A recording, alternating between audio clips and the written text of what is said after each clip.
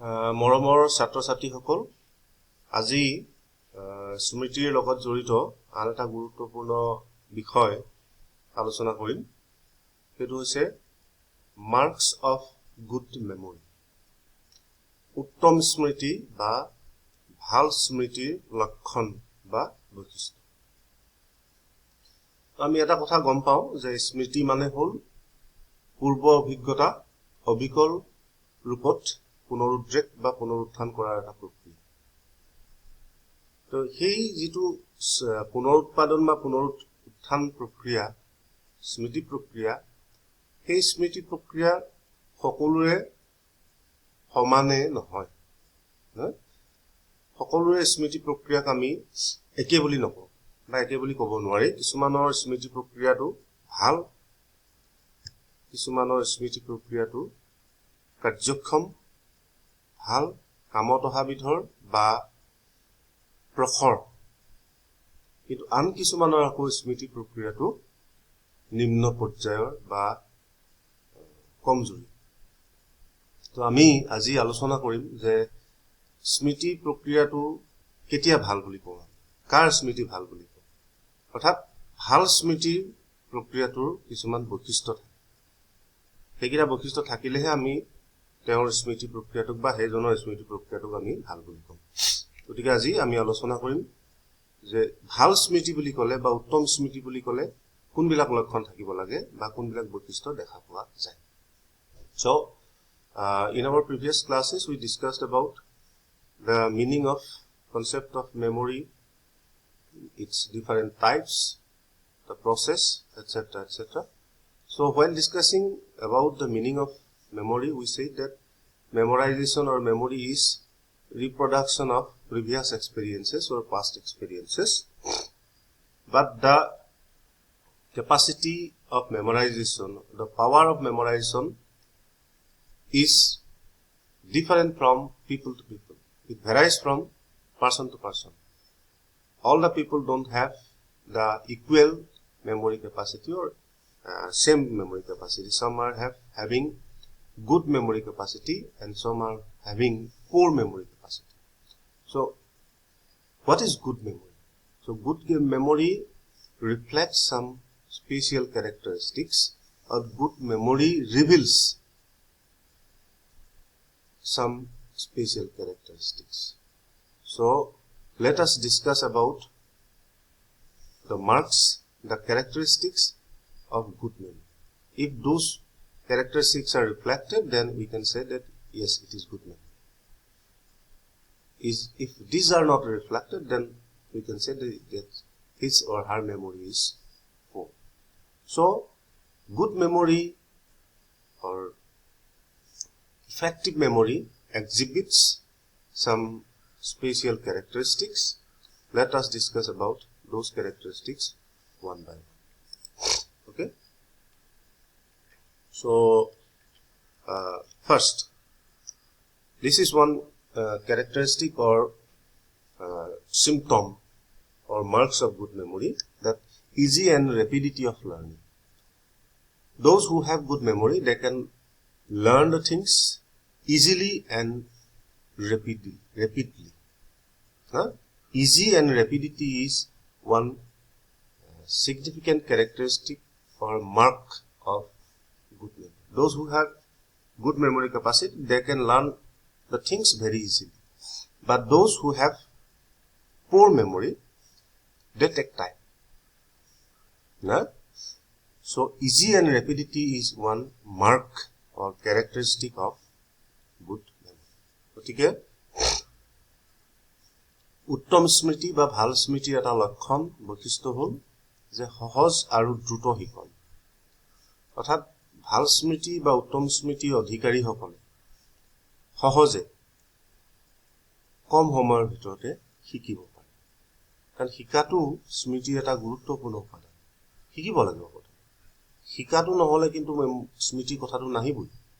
সেইকাৰণে সেই শিকা কামটো যিসকলৰ সোনকালে হয়, সোনকালে শিকে, কম সময়ৰ ভিতৰতে শিকে, সহজে শিকে, বহুত কষ্ট কৰিব লগা নহয়, সহজে যিসকলে শিকিব পাৰে, তেওঁলোকৰ স্মৃতি শক্তিক আমি ভাল বুলি কওঁ। অৰ্থাৎ ভাল স্মৃতি শক্তিৰ হেতু এটা বৈশিষ্ট্য যে ভাল স্মৃতি অধিকাৰীসকলে যিকোনো কথা সহজে আৰু খৰগতিৰে শিকিব পাৰে আনহাতে যিসকলৰ স্মৃতি প্ৰক্ৰিয়া দুৰ্বল তেওঁলোকক কিন্তু শিকোতে সময় লাগে তোমালোকে যদি নিজৰ ওপৰত চাব পাৰা টাইম লাগে নে নালাগে ইজিলি তোমালোকে শিকিব পাৰা নহয় কাৰণ শিকাটো এটা গুৰুত্বপূৰ্ণ কথা মেমৰি হ'বলে মেমৰাইজেশ্যন হ'বলে শিকিব লাগিবই নিশিকাকেতো মেমৰি কথাত নাহিব গতিকে শিকাটো তোমালোকৰ টাইম লাগে নে নালাগে গতিকে যদি সময় লাগে তেতিয়াহ'লে তোমাৰ স্মৃতি শক্তি দুৰ্বল আৰু যদি নালাগে কম সময়তে হয় তেতিয়াহ'লে তোমাৰ স্মৃতি শক্তি উত্তম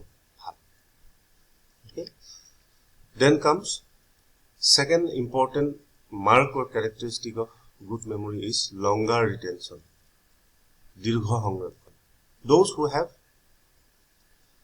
good memory capacity they can retain the things they can preserve the things experiences for longer period of time they can retain the things after 10 years after 12 years after 5 years they can memorize the things very easily they can retain they can preserve they can keep the things the experiences for long period of time so longer retention is another mark another characteristic of good memory but those who have poor memory that forget the things within a short span of time so they cannot keep the things keep the experiences for long duration of time so that is another mark of good memory গতিকে উত্তম স্মৃতি হেতু দ্বিতীয়টো বৈশিষ্ট্য যে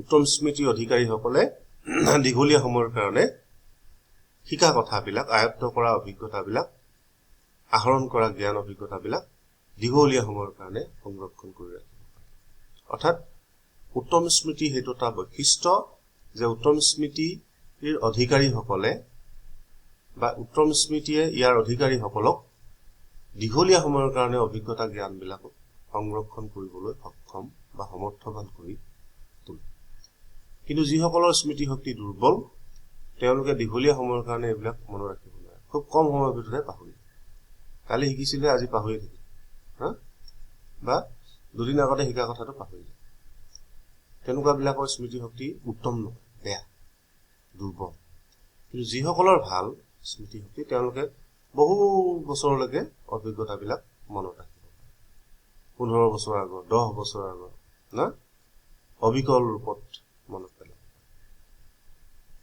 গতিকে উত্তম স্মৃতি বা ভাল স্মৃতিৰ হেতু এটা লক্ষণ যে ভাল স্মৃতি অধিকাৰীসকলে দীঘলীয়া সময়ৰ কাৰণে জ্ঞান অভিজ্ঞতাবিলাকক সংৰক্ষণ কৰি যথা সময়ত পুনৰুত্থান কৰিব সেইটো 2 নম্বৰ কথা 3 নম্বৰ কথা accurate reproduction uttam that is another mark of good memory accurate reproduction see reproduction is a must without reproduction the memory process is not complete the memory process involves reproduction also so reproduction means recalling reviving of the past experiences but while reviving the things sometimes what happens that we revive the things inaccurately sometimes what happens I learned something I got something 1 year back 2 years back I acquired something but now I'm reproducing something other sometimes what happens that whatever I learned 2 years back I reproduce now in a distorted manner that is not accuracy that is distorted inaccurate reproduction But memory involves exact reproduction. Unless and until you memorize the things exactly as it was learned 10 years back, as it was learned 2 years back, that is only. But sometimes what happens that we cannot memorize the things accurately. That is a mark of poor memory. So, good memory, it exhibits accuracy in reproduction.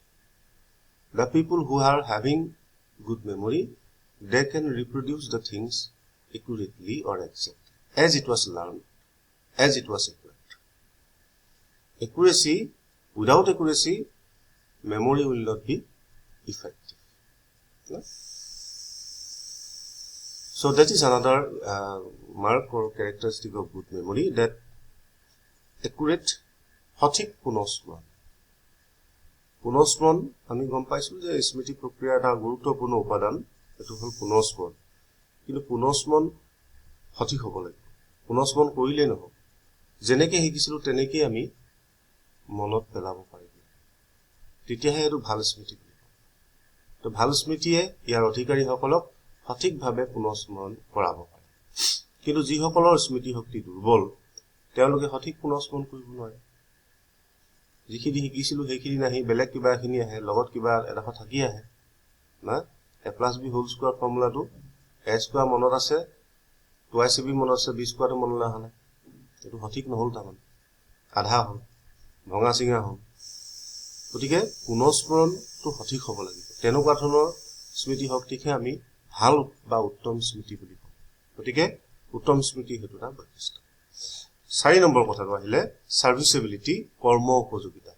এটো বৰ গুৰুত্বপূৰ্ণ যে স্মৃতি শক্তি সেইসকল লোকৰ বা সেই স্মৃতি শক্তিকে ভাল বুলি কম যি স্মৃতি শক্তি কামত অহা ভিতৰত, যেতিয়া যি সময়ত দৰকাৰ তেতিয়াই মনত পেলাব পাৰে. তোমাক a² + 2ab + b² ফৰ্মুলাটো পৰীক্ষাত আহিলে পৰীক্ষাতে মনত পেলাব লাগিব. পাছত ঘৰত আহি মনত পেলালেতো নহব না. সাৰ্ভিসটো দিব লাগিব, কৰ্ম উপযোগিতাটো হ'ব লাগিব. যি সময়ত দৰকাৰ যথা সময়ত মনত পৰিব. তেনেকুৱা হয় কিছুমান যিসকলৰ স্মৃতি শক্তি দুৰ্বল, তেওঁলোকৰ যি সময়ত মনত পৰিব লাগে তাত নপৰে, পিছত পৰিটো লাভ নাই না. মানুহ এটা লগ পালো, তাৰ নামটো মনলৈ অহা নাই, কথা পাতি আছো, নামটো ক'ব পৰা নাই, মানে কথা পাতিলা, পাছত ঘৰত আহি মনত পৰিছে, লাভ নহব নে. তো যি সময়ত দৰকাৰ, য'তেই দৰকাৰ সেই সময়তে মনত পৰিব, সেইটো কৰ্ম উপযোগিতা বুলি কয়. গতিকে যথা সময়ত যথাযথভাৱে মনত পেলোৱাটো উত্তম স্মৃতি এটা বৈশিষ্ট্য. অৰ্থাৎ উত্তম স্মৃতিয়ে ইয়াৰ অধিকাৰীসকলক কামত অহাকে মনত স্মৰণ শক্তি ব্যৱহাৰ কৰিবলৈ সক্ষম বা সমৰ্থবান কৰি তোলে. গতিকে উত্তম স্মৃতি হেতু এটা লক্ষণ বা বৈশিষ্ট্য. So serviceability, that is another mark or characteristic of good memory. The people who are having good memory, they can memorize the things as it is, as and when needed, at the time of our need. We have to memorize the things as and when needed. If we can memorize the things at the time of our need, then it is good memory. But sometimes what happens that we memorize the things come to our mind later. That will be meaningless. It should come at the time of our need. That is serviceability. It should serve us.